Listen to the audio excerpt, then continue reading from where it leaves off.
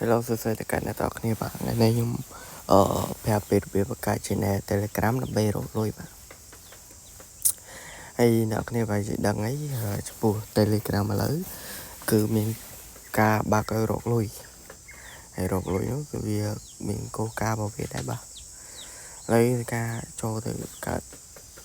ប្រាប់ពីវិធីបង្កើតតែម្ដងទៅចុះគាត់ជាដំបូងអ្នកគ្នាបែរជាឃើញហើយបាទនេះបាទចុចចំត្រីមកនេះចឹងហ្នឹងមកហើយវាមានច្រើនសន្តានបាទហើយចំពោះដល់កន្លែងបង្កើតហ្នឹងគឺនៅក្រោមនេះទេបាទហ្នឹងចូលហ្នឹងមកបាទហើយយើងចុចកន្លែងនេះបាទដាក់ខៀវហ្នឹងមកចុចមក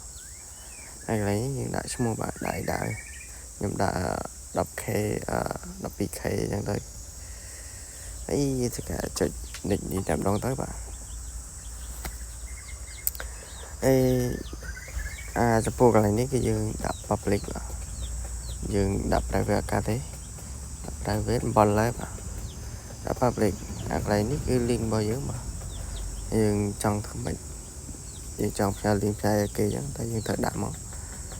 យើងដាក់ស្អីក៏បានដែរបាទខ្ញុំដាក់ចឹងមកហើយយើងដាក់លេខទៅវាលោតកំហុសចឹងវាអត់ឲ្យទេតែវាលោតខៀវបាទនេះលោតខៀវបែបនេះ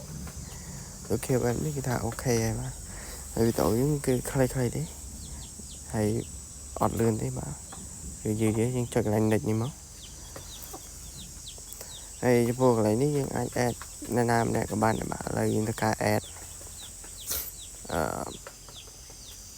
គ្នាមួយទៅបាទ add គាត់នេះមួយទៅហើយយើងចុច next មកនេះបាទ